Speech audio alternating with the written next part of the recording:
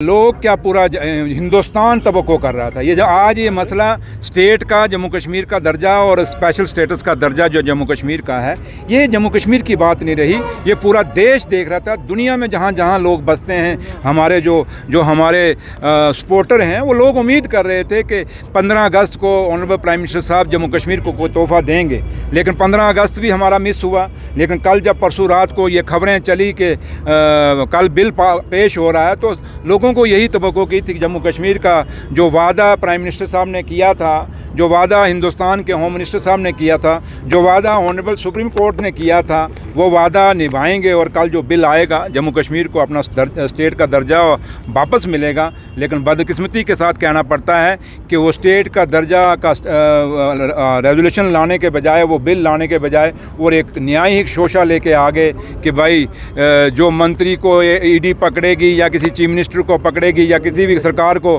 कोई लीडर होगा उसको पकड़ेगी तो 30 दिन के अंदर रहेगा, तो 31 डे को उनका सब कुछ ख़त्म हो जाएगा। ये तो सरकारों को ख़त्म करने वाली बात थी। तो लिहाजा हिंदुस्तान कुछ और उम्मीद कर रहा था इस बिल से कि जम्मू कश्मीर को क्या मिलेगा, लेकिन हमें ये कल के बिलों से ये ऐसा लगा जैसे ये फिर अंग्रेज़ी राज की तरफ हिंदुस्तान बढ़ रहा है। और जो अंग्रेज़ों ने हमारे साथ जोर ज़बरदस्ती की थी, उस 200 साल जो गुलामी हमें रखा था, कहीं ये भी तो हमें गुलाम करना तो नहीं चाहते। ये बिल का नज़रिया यही लगता है। तो लेकिन है कि हिंदुस्तान का नौजवान बहुत जागरूक है, और वो जागरूक पढ़ा लिखा हिंदुस्तान है। ये 47 से पहला वाला हिंदुस्तान नहीं जहाँ अनपढ़ता बहुत ज़्यादा थी। अब वो माहौल नहीं, लोग पढ़े लिखे हैं, जागरूक हैं। ऐसा कानून कभी पास नहीं होने देंगे। कल आपने हिंदुस्तान के उस जिस पार्लियामेंट को हम मंदिर के रूप में देखते हैं, जिस पार्लियामेंट को हम मस्जिद के रूप में देखते हैं, जिस पार्लियामेंट को हम एक गुरुद्वारा साहब के नज़र से देखते हैं, क्योंकि वो हज़ारों लाखों कुर्बानियाँ देने के बाद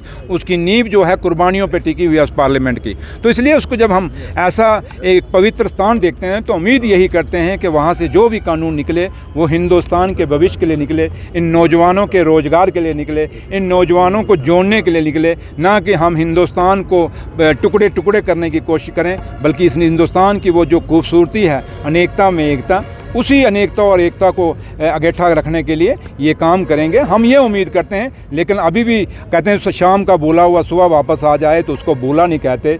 अभी भी अगर आप स्टेट का दर्जा वापस देते हैं तो तब भी हम हिंदुस्तान का प्रधानमंत्री का शुक्रिया अदा करेंगे। ठंडी नहीं पड़ी मेरे भाई, आप जल्दबाजी में, पता नहीं मीडिया क्यों है। 11 साल उन्होंने पुल नहीं बनाया, उनको किसी ने नहीं पूछा।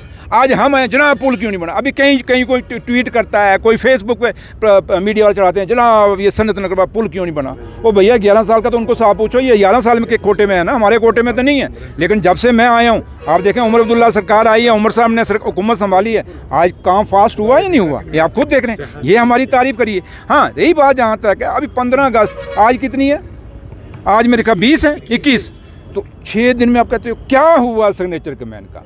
भैया हो जाएगा। अब तो मसला हमारा शोशेबाजी से नहीं, हम फोटोग्राफी वाले, ये नेशनल कॉन्फ्रेंस फोटोग्राफी वाली पार्टी नहीं है, या एक शोशा खड़ा करने वाली नेशनल कॉन्फ्रेंस के मेरा लीडर नहीं है। लीडर ने एक बात कही है, अगर 15 अगस्त के दिन वो कुर्बानियों वाले दिन, जश्न आज़ादी के दिन कही है, तो उसका कोई मकसद है, तो जो भी हम करेंगे वो आपके सामने आएगा। Thank you. वो रिलीजियस जो लीडर हैं, हम उम्मीद यही करेंगे कि इस दुख के, इस ऐसे हालात में जहाँ से जम्मू कश्मीर की सरकार निकल रही है, वो सपोर्ट करेंगे हमें और हमारे उन कदमों को, क्योंकि हम हर कदम वो उठाएंगे जिससे हमारे लोगों को फ़ायदा हो। हम ऐसा कोई कदम, हम वो जर्नैल हैं जो फ़ौज लड़ाना भी चाहते हैं, फ़ौज लड़े भी और जीत के वापस आए। हम वो रहनुमा नहीं बनना चाहते, वो जर्नैल नहीं बनना चाहते कि फ़ौज लड़ाएं और खुद भी ख़त्म हो जाएं और फ़ौज को भी ख़त्म कर दें। ऐसे रहनुमा नहीं बनना चाहते। रिलीजियस लीडर्स को सपोर्ट करना चाहिए, तो आपके स्पोक्स पर्सन पार्टी के क्रिटिसाइज कर रहे हैं उनको सोशल मीडिया पे। आप ऐसे ये छोटे, मैंने कहा ना, ये आप कोई कुछ कहता है तो आप हर बात को मेरे मुँह में मत डालिए ना।